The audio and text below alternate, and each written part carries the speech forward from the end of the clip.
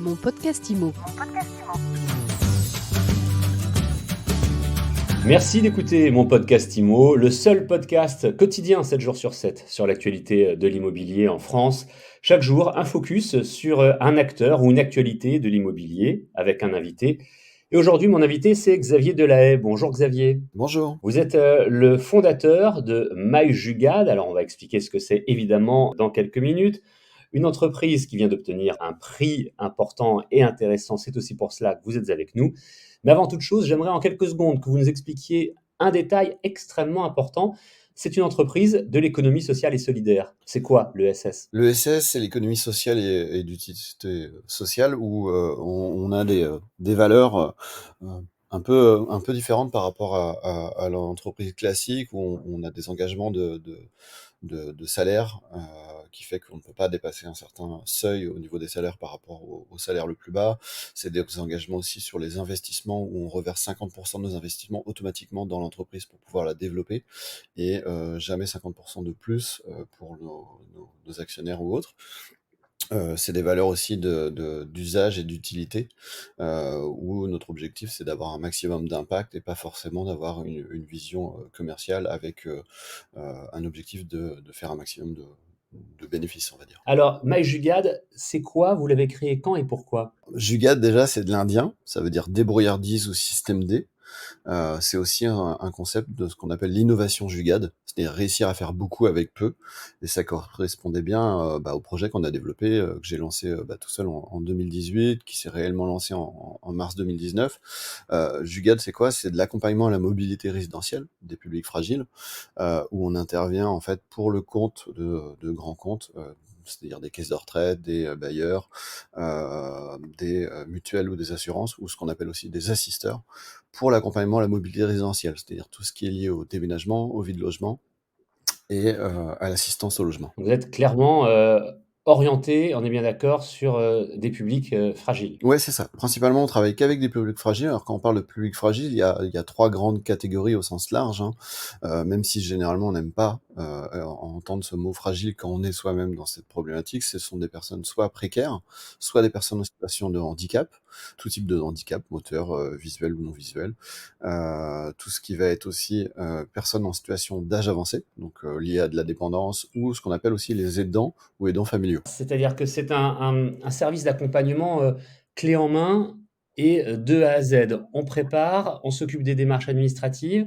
Il y a également le fait de vider effectivement l'appartement, de la mise en carton, du déménagement et après de l'installation dans le nouveau logement. C'est ça. En fait, on est un peu l'équivalent d'un maître d'œuvre dans le bâtiment, mais pour la mobilité résidentielle. C'est-à-dire que grosso modo, on va arriver, on va être mandaté par exemple par des organismes comme des assureurs, des mutuelles qui vont avoir identifié un bénéficiaire qui a eu un sinistre, donc qui devient tétraplégique par exemple.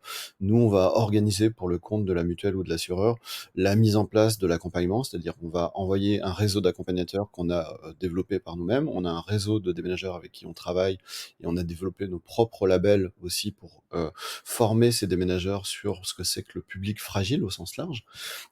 Et on va intervenir donc avec le réseau d'accompagnateurs qui va venir en avant, donc pour préparer les mises en carton, les démarches administratives, le tri, le débarras, être présent le jour du déménagement si la personne est en situation d'isolement.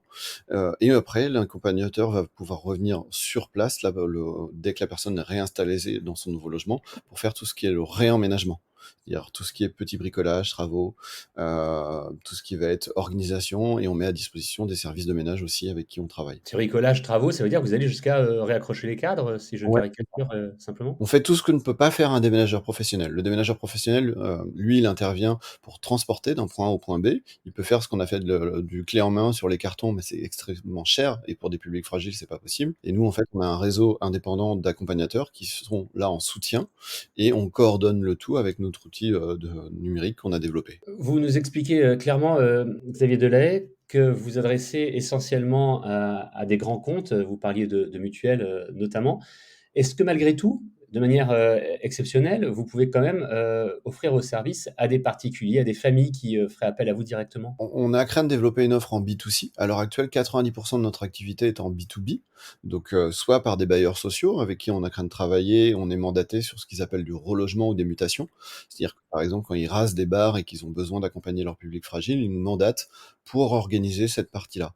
On travaille aussi avec les caisses de retraite qui donnent des aides financières et c'est là où on peut intervenir. Pour l'instant, on est capable de le faire sur les publics âgés. Donc, par exemple, une agence immobilière qui a un public agent, une personne âgée qui aurait besoin d'aide pour son déménagement, on va pouvoir intervenir parce qu'en fait, on va être pris en charge par ces organismes-là. On a des contrats avec AG2R, Clésia, Malakoff Humanis. Et en B2C, on a Crène Réfléchir, mais on n'a pas encore finalisé cette offre-là. Mais on est quand même capable de pouvoir conseiller et accompagner la personne. Pour terminer, Xavier Delahaye, je voulais signaler que vous faites partie des 3 lauréats de la bourse Charles Foix. Vous êtes le deuxième prix, Maï Jugade. Alors, on vous a résumé à l'assistant déménageur des personnes fragiles. J'imagine que lorsqu'on est une entreprise jeune, hein, vous avez été créé en 2018, vous êtes encore une entreprise jeune, obtenir ce type d'aide, de bourse, de reconnaissance et peut-être aussi de mise en lumière, ça doit aider. Oui, bah, oui, oui, c'est un prix qui est quand même assez reconnu, hein. C'est assez complexe, hein. Il faut donner, c'est un dossier qui fait 45 pages. Après, vous avez 6 pitchs avec 10 jurys à chaque fois, donc ça fait 60 jurys pour la deuxième étape, puis encore un nouveau pitch pour le jury. Donc, quand on a passé toutes ces étapes, c'est une vraie reconnaissance de finir top 2 par rapport à tout le monde et toute ce qu'on appelle la silver economy. C'est une reconnaissance assez importante sur tout le travail qu'on a pu mettre ensemble. Surtout que moi, j'ai été tout seul pendant plus de 2 ans et que mon premier salarié est arrivé en novembre 2020 et le deuxième en février 2021. Donc, c'est vrai que tout le travail qui a été fait en amont, ça permet d'être un peu reconnu. Et on fait partie d'organismes comme la Silver Valley ou la Silver Alliance qui nous soutiennent, en fait. Donc, ouais, c'est une vraie reconnaissance d'avoir gagné la bourse Charles Foix. Merci d'avoir répondu aux questions de mon podcast IMO, Xavier Delahaye. Merci à vous et à bientôt, du coup. À bientôt avec plaisir. Je rappelle que vous êtes le fondateur de My Jugade. On retrouve votre site my-jugade, ça s'écrit jug2ad.eu. Et si vous avez pris ce podcast en cours, réécoutez bien le début pour comprendre la signification de Jugade. C'est passionnant. Mon podcast IMO, c'est tous les jours, c'est gratuit, c'est sur toutes les plateformes de podcast. Vous pouvez vous abonner, le partager et le commenter. À demain pour une nouvelle interview. Mon podcast IMO.